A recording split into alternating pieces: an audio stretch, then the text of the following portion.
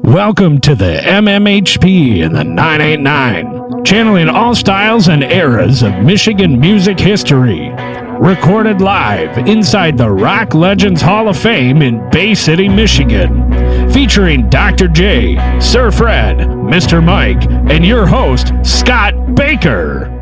Hey, everybody. Thanks for tuning in. Once again, we are presenting our podcast from the Michigan Rock and Roll Legends Hall of Fame studio here on the second floor of the Historical Museum of Bay County. And we have a very special guest tonight, Mr. Rick Stevers, an original member of the original drummer, I should say, of Frijid Pink, also the founding member of the band. Welcome, Rick. Thanks for coming on. Hey, it's a great place. I'm glad I took the time to come up here and check it out. I can't believe the stuff you've got.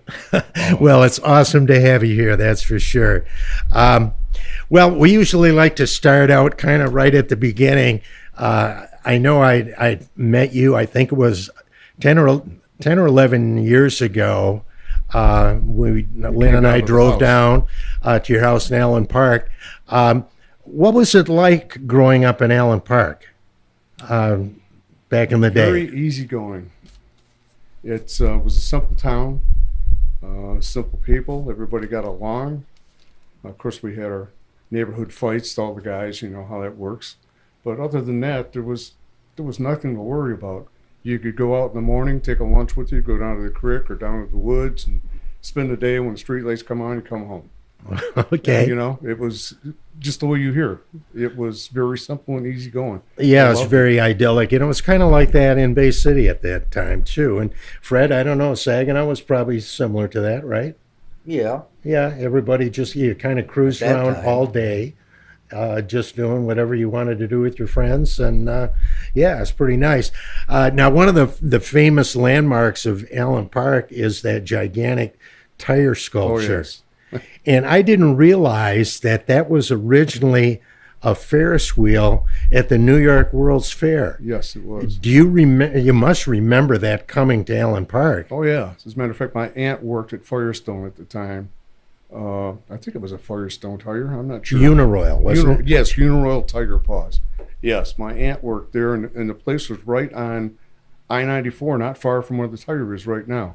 Long gone, but yeah, I remember that very well. Yeah, and there's I don't know how famous the picture is or the photo is. You guys have probably saw it. The Beatles. With Paul McCartney and Wings, Yes. have a photo in front of the famous tire. You just stopped on the side of the expressway. Hey, we're going to take a picture here. Yeah. No problem. So cool. Well, when did you first become interested in music? Very young. I remember stories that my folks told me and my grandparents. My grandfather got me a phonograph, which I called my Zelly. I was like 2.5. And they told me I wore out Nat King Cole records on it. And of course, I don't remember it quite that far back, but from 5 and beyond, I remember very well. And I always had music. And it's funny because my grandmothers all had radios in the house and something to play music on. My parents didn't. My dad was a cop at the time, and he had a transistor radio that went in a police car with him. Not touch that. Don't ever touch that. It was a Hitachi. You know, for back in the day, it was pretty cool. But yeah, we didn't even have a radio in the house, and we turned out to be musicians. Yeah, I don't know. What was your situation, Scott? Did you? Oh, was there a lot of music in the house? Yeah, my great grandmother on my mom's side was she toured as a piano player for silent movies. Wow. And played Ann Arbor, Traverse City, the UP, State Theater, Bay City was her main place. She would go around doing that, and so Grandma and Grandpa always had music, and my grandma played organ all the time. But at my other grandparents' house, they had the radio on 24/7 until nighttime came. Yeah. And it was usually 106.5 WIOG or whatever, which was Softies rock back then. Right. Which was amazing to hear. But I found out after Grandpa died that she was a big blues fan. Oh, well, there you go. She loved B.B. King. I took her to see him, too, and she blew her Classic mind. blues fan. Yeah. I was like, what? How about you, Fred? Was there a lot of music in your house? No. Yeah, I was the same. There was very little. My parents My mother, were into it. she liked Dean Martin. that was about it. Lou Monte, Julius LaRosa, no Frank Sinatra. Yeah. But she loved D. Martin. So, and my dad, I don't know what he liked. I found out later. I asked him, I said, well, when you went to clubs, what kind of music did you like? He goes, I don't know. Lawrence Welk, Guy Lombardo. And I thought, oh, really? In the trouble now. Yeah, exactly. Well, when did you get into rock and roll, Rick? Okay, well, I started in band in school, of course, 4th grade. Wanted a guitar real bad in 1959. Dad's a cop. They don't make cheap guitars in 1959. You had to buy a real guitar, more money than he could afford. So I get up in the morning and there's a drum pad, a wooden drum pad with a piece of rubber on it, and a book and a pair of drumsticks. I said, what's this? Well, you're going to play drums. Oh, okay. So joined the band at school. And of course that was concert band, dance band, marching band, that kind of thing. And you get guys in the neighborhood together and you start your own little band. And I can remember this like it was yesterday. We're downstairs practicing some new stuff. And my dad brings the phone around the corner and I can see him. He's letting people hear this. And after we're done practicing, he comes downstairs. It's time for you guys to go out and start making money. You guys sound too good to be playing in the basement. And we were doing Buffalo, Springfield, Wow. and mostly Motown. You know, I remember waiting for the chart to come out, and we'd go to Sears or Arlen's, and we'd sit there and we'd wait for that CKLW and Keener chart to come out, see what the new songs were, because we'd buy the new songs right now, take them home and learn. Yeah. And we had a great time back then, just learning the old stuff. Now, you had already met Tom Harris at this point, right? Tom and I went to school together. So when you started playing, you know, in the basement and working things on, was Tom part of this Yes. too, right Yep. from the beginning? Yeah, Tom was there for the whole thing. Oh, okay. Know some other neighborhood guys there. And one guy that doesn't get mentioned a lot was Bill O'Reilly. He was from Melvindale and actually the lead singer of the Detroit Vibrations. Later on, we were playing at the Chatterbox, and these two upstarts come up to us, and I hear her talking to my dad.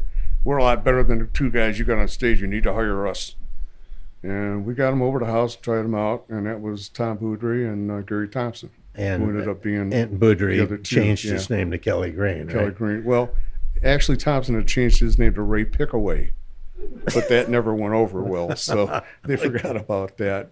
But yeah, that's pretty much how it got started. Well, you know, I love that period of time, and it didn't last a long time, where the teen clubs were just like the epicenter Oh yeah. of music. You know, I'm trying to think, what would you say, Fred, the glory years of the teen clubs? Probably, maybe 64 to 68 or something like that? Yeah, that's about it. Yeah, and then it Because started I was to still kind in of high fade school fast. when it Yeah. started. Yeah. And out of high school. When it, And that was all during high school, right? Is what you're saying? Oh yeah, yeah. As a matter of fact, I tell people this, and they say it didn't happen. I say, it did happen.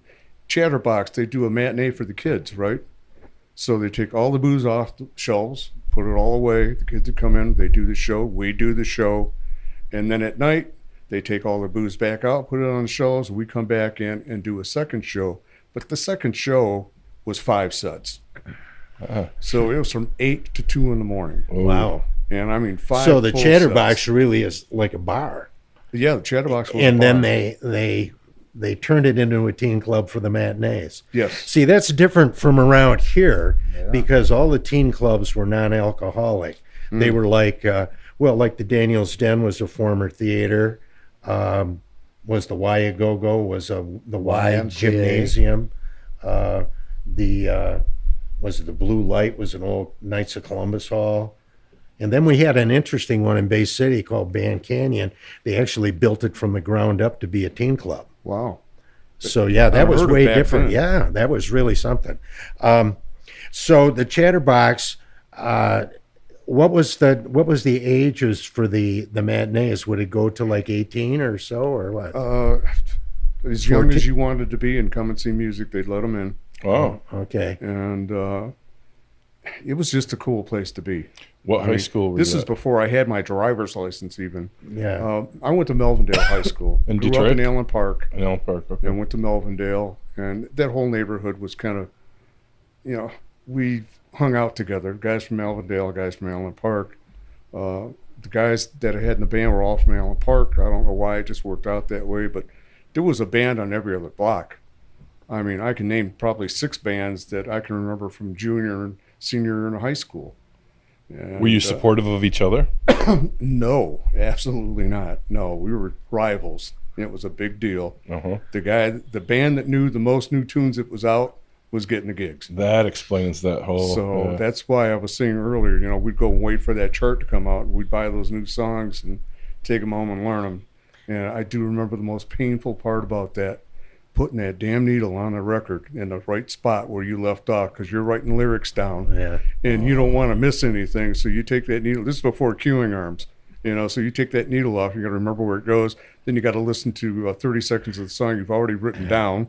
So it takes you 2 hours to get the lyrics down for a 3-minute song. Yeah, there was no tone arms on those 45 record players. That's for before sure. cassettes. And, Yeah. Now you guys were quite the hot band at the Chatterbox, and that led you. And this must have been really a big prestigious deal to get on Robin Seymour's Swinging Time.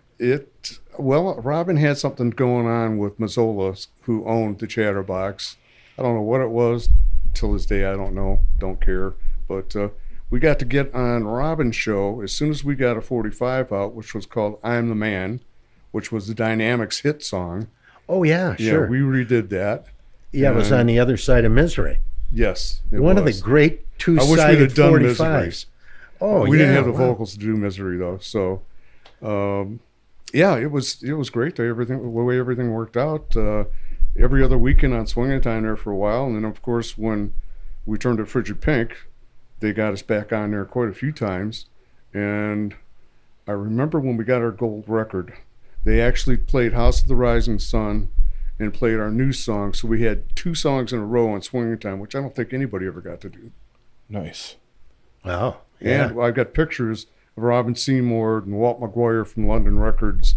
He actually flew into Canada and did the show with us, and they presented our first gold record, to the band.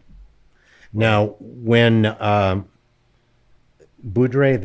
is that Tom the way? Boudre is- Boudre, yeah, that's his Boudre and Thompson joined the band. Is that when you guys kind of switched from playing the hits of the day to start doing some original stuff? Exactly, yes. We got to talking, thinking, well, hey, we should be doing our own stuff. And we did. We started doing it. But when we first came out, Frijid Pink, this was pretty cool. It was an E-Course drive-in, theater, E-Course theater.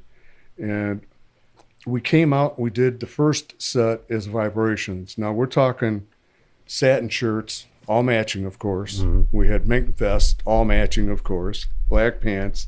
It was our stage get-up. So the second set we came out, it started with Fog. And I believe one of the first light shows that anybody had ever seen.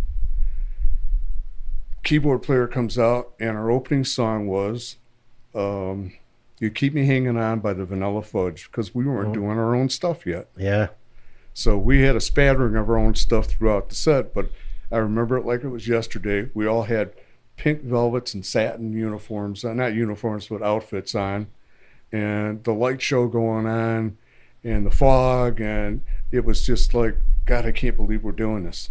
Yeah, you had sent me, or somehow, you must have sent it to me, there's a picture of you, of the band, playing with that light show behind you. Yes. And it's on the Frijid Pink bio that's on the website. Like you said many times today, nobody took cameras. Yeah. That's one of the only pictures. That's a great shot, because there are very few where you can see the light show. Yep. And it just looks great. Looks like it was really well done. And it's funny because the guy that actually thought up that light show was from Canada, eh? Well, no, actually, here's how it worked. He was from here, and he didn't want to get drafted, so he moved to Canada.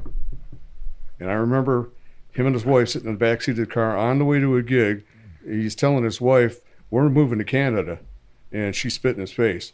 I'm thinking, wait a minute. did that just happen in the backseat of the car? She was French, and I guess that was something that French did when they got pissed off. Is that what we were told anyhow? Oh, okay. Kind of shocked us a little bit. But yeah, that's, wow, bring back a lot of memories here. Oh, man. What year was that? That had to be 67. Yeah. That's when we, The light show, everything. everything, yeah. That's when Yeah, we that was turned around the into same Frijid Pink. time that the Grandy probably started doing light shows, Yes. right about that era also. Yeah, it was became a actually big the thing. same thing, kind of. Yeah, it became a big thing, you know, at shows. You know, you played at another place that I found really fascinating, and I got to actually talk to one of the sons of the owners, and that's the Mump Oh, my at the God, Northland shopping center. It Yep. was the old Northland Playhouse. Yeah, remember it well. Yeah, and that was like a geodesic dome. Yeah, you know how where they keep salt now for the winter time, you know, in those Yeah. domes? It was two of those put together. Yeah. Yeah, it was very cool. What do you remember about that place? It sounded like he had put a fair amount of money into that. It was one of the nicer places to play. Yeah, did he have a revolving stage or something Not like when that? we were there. Okay. That I would have remembered that, but no, not when we were there. Yeah. Of course, there were a lot of clubs around back then. The Pumpkin was another big one. Oh yeah, exactly. And where was that That was in located? Wayne Westland area. Okay. They were just all over the place. There were so many. I mean, I've got trivia at home about all this stuff, but to name them off, there's just too many. So, what prompted you to change the name of the Detroit Vibrations to Frijid Pink? Well, think about that. Detroit Vibrations. Frijid Pink. It was new. It was different. It was a little bit more exciting. Yeah, Detroit Vibrations kind of sounded a little Dull. well, yeah, a little early '60s. You know, Yeah. wasn't like into the the swinging '60s. Psychedelic It just 60s. laid there. Yeah. It was fun. Don't get me wrong. I mean, I really enjoyed doing all that Motown stuff and the new songs that were coming out at the time. But we were looking for something new and something different. So, who came up with the name? Whoa, that's okay. Let me start at the beginning. Me and the rhythm guitar player, who actually didn't make it in the last cut of the band before House. His name was Dan Yealy. Super nice guy from Wyandotte, Michigan. We were painting my mom and dad's bathroom, and it happened to be pink. And it's 66, 67, early 67. The ladies wanted to streak in their hair. It was a big deal, and everybody was doing it.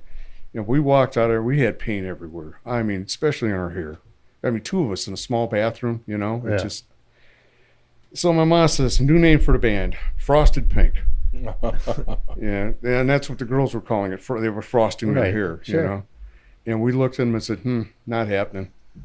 Later on that night, the bass player's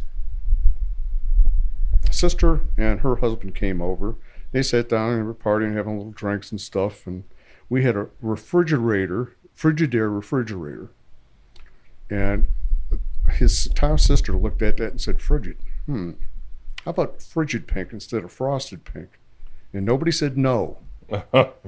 And then my mother came up and said, well, listen, let's make it a little bit better and spell it with a J instead of a G, so they'll think we're from overseas.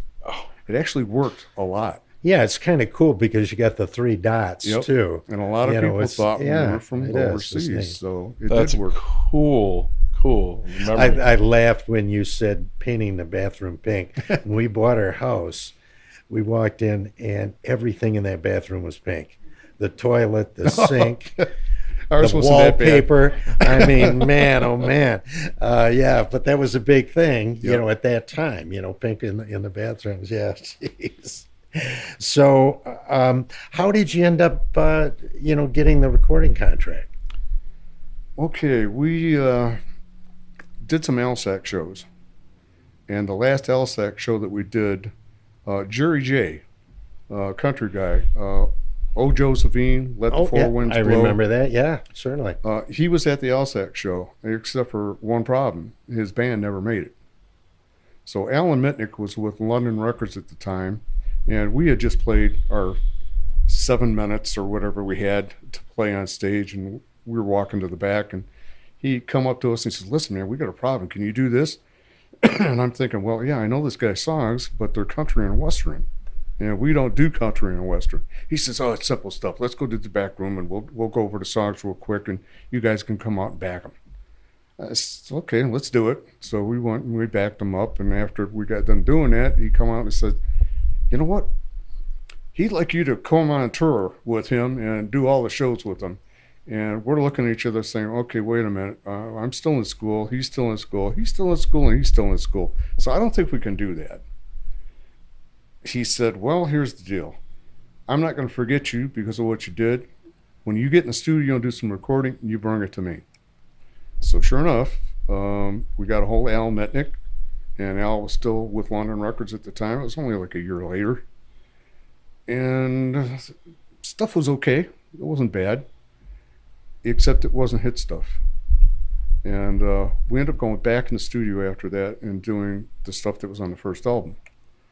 I do remember stuff being released. God Gave Me You, I think is what they put out first. It's a great song. It's a love song, a little slower pace.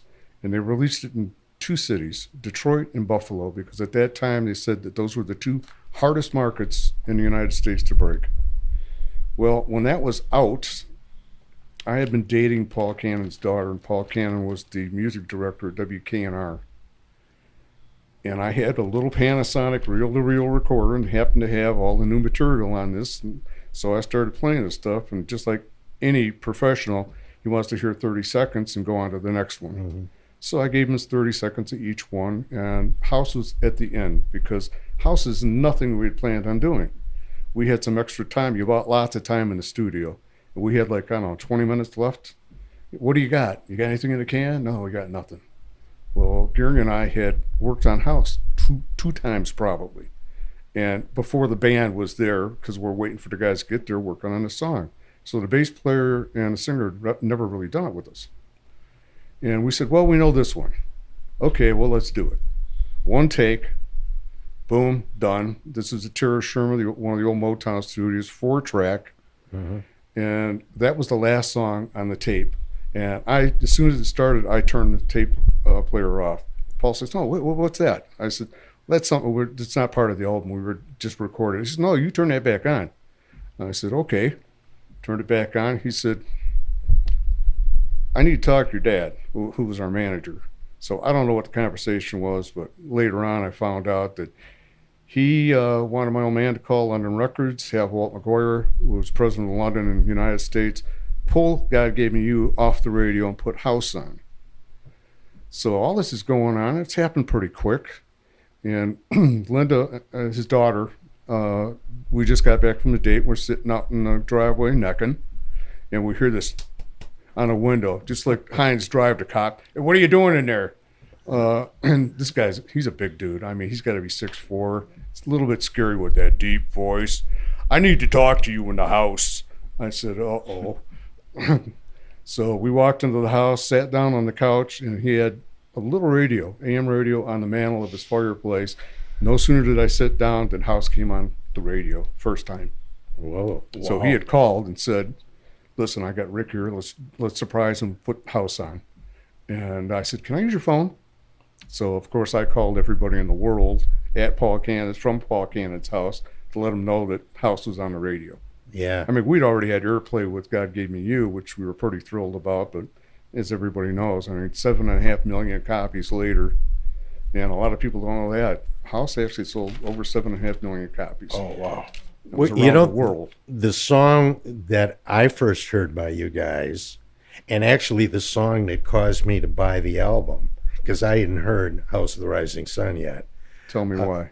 Tell me why. Yeah. I like that big, heavy Detroit guitar stuff Yep. that was so in vogue at the time. And I can remember this so clearly. I bought the album, and at the time, I was sharing a house with 2 other teachers out at Clarny Beach. And, one was turned out to be a great friend of mine, Larry Van Cleve. And, we listened to the album, and I know when we turned over side 2 and House of the Rising Sun came on, it was just like, Holy mackerel, that is such a good version of that song. Yeah. It took a lot of people by Oh surprise. man, yeah. And we were talking about this when you were touring the Hall of Fame, that you know a lot of people don't realize that it was with all those Detroit bands that were around, the MC5 and the Stooges and Amboy Dukes and what have you.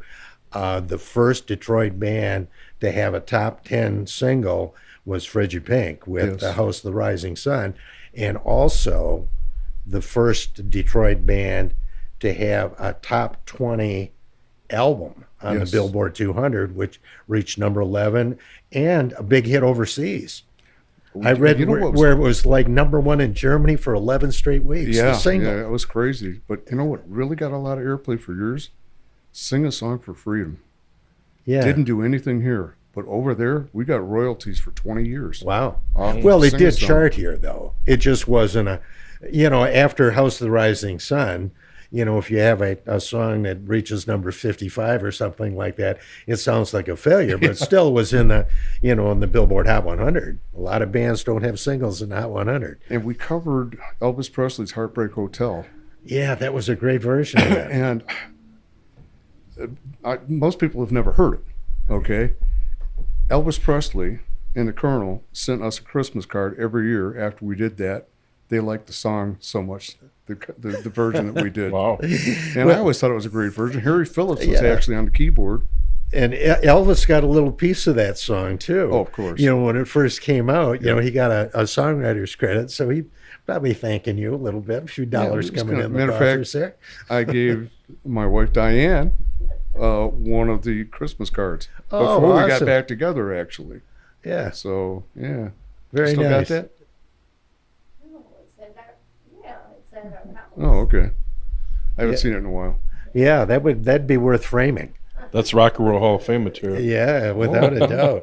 Without a doubt. Was that in 68 or 67? No, well, House wasn't out until 70. Wait a minute. Yeah, You know so what? I can't Yeah, remember. you must have recorded it maybe in late '69 Yes. because the album came out in '70, and I Right. know that's when we were living at the rented Heartbreak, house in Clarny Now that Beach. you mentioned it, yeah, that's over 50 years ago. So Yeah, I'm it's having a a hard long time time. with that one. But Yeah. it was out, and I've got the 45 of it, so I know it was released on a 45.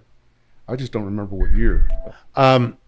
Now, and I guess that's just the way things were done back in the late '60s and '70s. Was the record label was probably hounding you for a follow-up to come out, Of course. with less than a year later. So you kind of put out Defrosted, which was your second album. Yep. That was only like about 7 or 8 months after It wasn't long. yes. the debut was released. How did that? They always say, and you probably heard this, Scott. You got your whole life to write the first album, and then a lot of like year. months, or Yeah, to write the second rushed. one. Yeah, we were very rushed, and some of the stuff, who knows where it came from. I mean, we just sit downstairs and start jamming, and we like that, so let's put that in the beginning of this song, and we like that part, but let's use that in another song, and things got mishmashed, and the stuff came out, and we weren't real happy with a lot of it, but they had to have it. I mean, you signed a contract. and Yeah. we said we'd do it, so we did it, and there's some good stuff But on you it. didn't get any writing credit on that, right? Even though they were kind of like band jams. Sing a Song for Freedom and Slooney, I think, were the two out of the first two albums I got. Oh, you did get a Yeah. songwriting credit on that one. Yeah. Okay, We but it didn't was care, though. mostly You know what? Boudry and Yeah, well, Thompson, right? they seemed to be into that end of the business more than we were. They knew that they were going to get money off of it. Me and the bass player didn't know that, didn't care. Let them put their name on it. We didn't care. I mean, we were contributing to the writing just as much as they were. They came up with the idea, but we didn't get any contributing factors either. It was just they wrote the song and we recorded it and they got the rights. Did you guys do any touring or anything? Oh, yeah. Yeah. Where'd you go? Well, Who'd you the play biggest with? one, I think, is Australia. Really? Yeah, we got in the city, Sydney, like, it was probably 3:00 in the morning, and you'd have thought we were the Beatles here. I mean, there were TV cameras, and back then they didn't have little cameras; they had the big cameras. There were TV cameras and people there to greet us, and It was incredible. It was like we were the Beatles, because we'd seen what was going on with the Beatles when, they hit the crowds at the airports and stuff like that. And it was actually happening to us. We were doing these big malls and signing autographs for hours and hours, and our hands were tired and we couldn't do it anymore. And we played Sydney, Perth, Adelaide, Melbourne, and another one. But it was a big deal. We were there for about a month. So this is all because of really House of the Rising Sun, right? Yeah. The international hit. Did you go on the road with any other name bands at this time? Any bands that were out from 67 to probably around 74, Guess Who, Paul Revere and the Raiders, Ides of March, you name any band that you want back then, all of us did shows together, and we all did the benefit things. I remember doing a show, this is kind of funny, Steppenwolf, we're down in West Virginia doing a show. You bring a can of food or a toy and you get in kind of deal. There were 2 shows, a matinee and an evening show. People were of the frame of mind, well, we're going to use the little amplifiers and mic them because they sound better. Well, it didn't work well for Steppenwolf.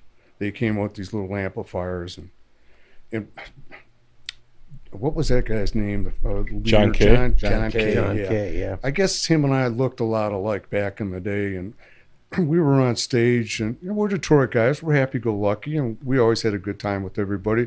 But when they walked in, they had their heads up their asses, and so what? We said to each other, we don't care if they want to be that way, let them be that way.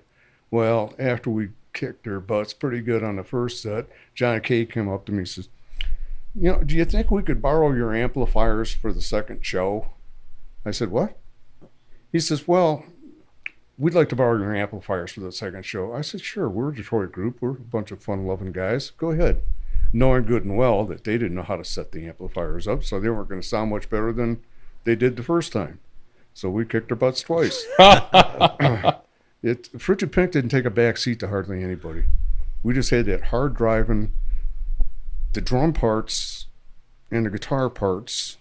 Bass was in line with everything else, but I was basically told, don't play regular drums. Play erotic.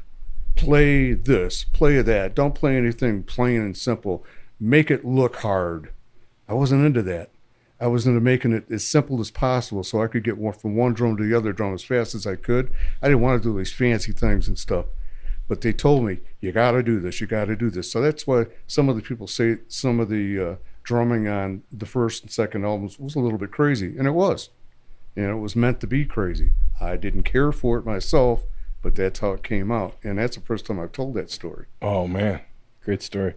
One thing, and maybe it's, the Detroit bands used to do all these package shows. Like you could go and buy a ticket and see Bob Seger, SRC, the Amboy Dukes, the MC5, and maybe a few other groups, all at one show, one ticket. Well, Sherwood Forest. You guys really didn't ever seem to be part of that package deal. We weren't here. See, people got the wrong idea about Frijid Pink. They saw new amplifiers and new drums and figured we were from rich families, and that is not the way it was at all. And we didn't get sponsored by Bruce Amps either, which people think we did. We saved our money up and bought that stuff. And when House hit, which was 1970, we had done a lot of gigs around here with every band you could think of. But after 1970, we weren't here anymore. So people thought we were just a bunch of stuck-up fools and didn't want to be in the scene, didn't want to do this, didn't want to do that, not realizing because they wouldn't give us any publicity here that we were on the road. We played for the President of the United States 4 times. We were on TV playing for the President of the United States. Channel 4 cut it off right before we got on. Really? Yeah, and that President of the United States was Richard Nixon. Yes, it was. Did you get any heat? Because, Nixon was really kind of thought of as a real bad guy, well, in a lot of circles, maybe rock and roll circles. We got no heat from that at all. Okay. It was just a fun thing. I mean, we played, this barge must have been the size of 2 city blocks in Miami. And I remember it very well. It's because I lost my watch. Everybody got to do a couple songs, And Don Costa actually wrote Exodus. This land is mine, God gave this land, that song. Yeah, well, sure. I'm very Okay, familiar with it. so we opened the show with Exodus. Oh, wait a minute. No, Don Costa opened the show with a huge orchestra, played Exodus. We closed the show with Exodus after we played House. Did you do it Frijid Pink style? Oh, baby. Big, heavy Yes. guitar? Oh, man, yeah. Yeah, wow. Matter of fact, we got a recording of it. It really came out good. Maybe that should have been on Defrosted. It you should never have been know. probably, yeah.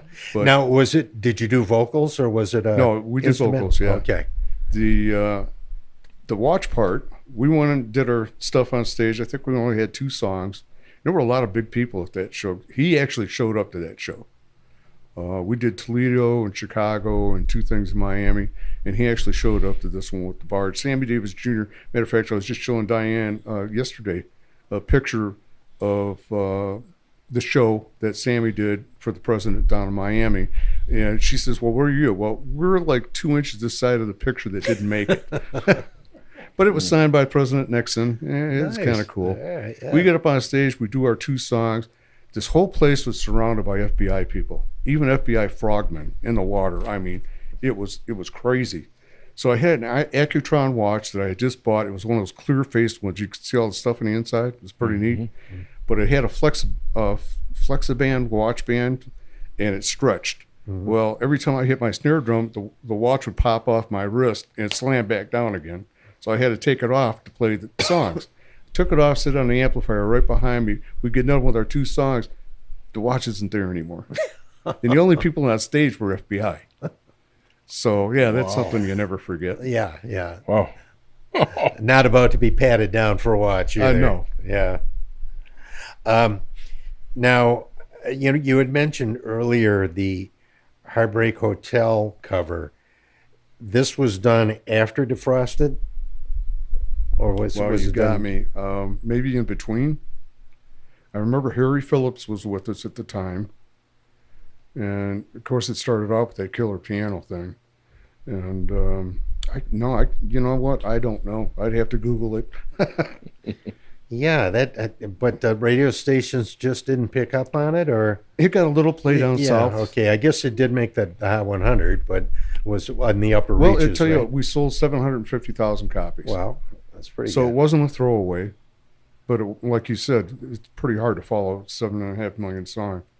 House of the Rising Sun. Yeah. It's, But it was, I know that that's on. I'm trying to think which of the Frijid Pink reissues. I think it's the first one it might that be. it was on there as a bonus track. Yes. I don't remember which one because we weren't even told because I that had was the happening. CDs. Shorty Klein was another one that was on there that we didn't know was going to be put on there. My old man just gave the company repertoire all these songs that some of them were never released, some of them they used, some of them they didn't. And when we got the copies of this stuff, it's like, how the hell did this get on there? This wasn't even supposed to be put out. Wow. And my old man didn't care at the time. He was getting older and just gave stuff away. Now, Music for the People. This The is best the song. song you did with, was it Thelma Hopkins And Joyce. Joyce I don't Vincent remember. Wilson? Yeah, Wilson, yes. All right, now is that more? I don't think I've ever heard that. Is It's- that like more of a Motown-y kind of thing? Yes, it is. But I think it was the best song that band ever did. Matter of fact, when that song was released, we were in East St. Louis at the time, and Gary Thompson and Gary Phillips was on the road with us at then. Gary Thompson decided that him and the singer were better than the rest of the band. They were going to quit. So we got up in the morning to leave. We had a show 2 states away at a big college. They're not there. They're gone. We don't know where they're at. We went over to the Arch looking for them. They're not there. Checked the hotel out real good. They're not there. They hitchhiked home with no money in their pockets and beat us home. Wow. And we had to give up those couple jobs we had on the books because there was no more band after that. Yeah, man, that's Well, such a weird thing to do, right in the middle of a tour. yeah, I well, mean, not only that, he had set up an appointment with Walt McGuire in London Records flew into Walt and said, listen, we're better than the other guys. This is what I heard now. We're better than the other guys, and we're going to put our own group together. Walt got the contract out and tore it up right in front of him. That was the end of the Frijid Pink contract with London. Oh. But Music for the People, they pulled it right off. I mean, it didn't get a chance to get any airplay, but that was the best song to date that we had done. And there's a couple other ones from that session with Thelma and Joyce that were excellent songs. Did Thelma and Joyce go on the road with you? They did. They went down to Alabama and a couple other places down south with us. They were a little bit scared to death, but we kind of kept them in our circle real close. Were they with Dawn at that time? No, this Dawn is happened before right Dawn? after that. Okay. Yeah. Got with Tony Orlando. Yep. By the way, Scott and Fred, Mel Canar has talked to me several times. He's still trying to get Tony Orlando to come here. Is that right? Yeah. Wonderful. Really? Yeah, we'll see if it happens. It might be this fall. Well, he's still out it doing might not things happen. here and there. Pardon? He's still out doing things here and there. Oh, yeah. I see him around. Yeah, he's, I think he just kind of officially retired for performing. I think that's what Mel told me. Do we ever? Well, yeah, that's, yeah, right, exactly. What was I going to ask you here? I forgot. So you got releases on CD and when did the CDs come out with the Frijid Pink that Gary's talking about? Do you know how the music went over the years? Like, did you have to sign contracts for that and all that, or? You're talking about the original 4 albums? Yeah. Well, they wouldn't, the record company we're with, and I can't remember who it was for the last album, All Pink Inside, they would not give anybody permission to reuse that material, even till now, right today.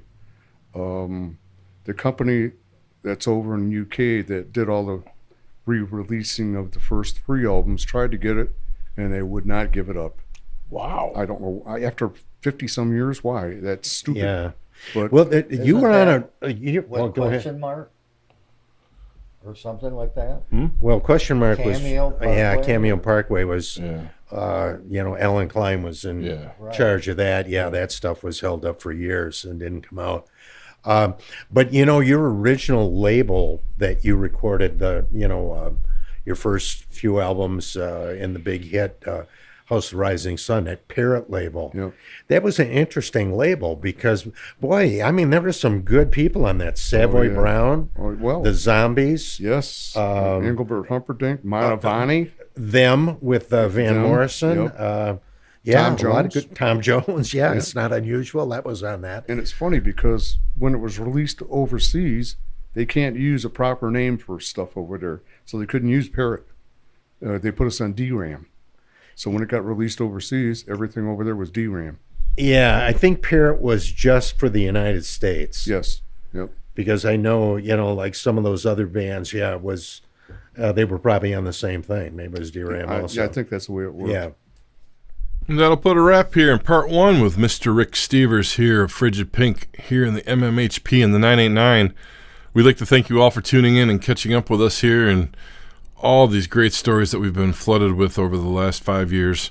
We continue to bring you epic details of how the music began in our state, and this is definitely one worth tuning into. And in part 2 here in 2 weeks, Rick's going to take us on the rest of the journey here with the Frijid Pink. But until then, we will talk to you soon. On behalf of our hosts, we would like to thank the Michigan Rock Legends Hall of Fame, our guests, and especially our listeners. The MMHP is found on the 989 network, as well as all familiar podcast hubs. Up-to-the-minute information, as well as Dr. J and Sir Fred's Michigan Music Songs of the Week, can be found on the MMHP's Facebook page, /MMHP989. You can connect with Scott at scottbakermusic.com, Dr. J at michiganrockandrolllegends.com, Sir Fred at fredrife.com, and Mr. Mike on YouTube as MRBTEE1. And on behalf of Dr. J, Sir Fred, Mr. Mike, and myself, Scott Baker, we would like to thank Eddie Switek for being the voice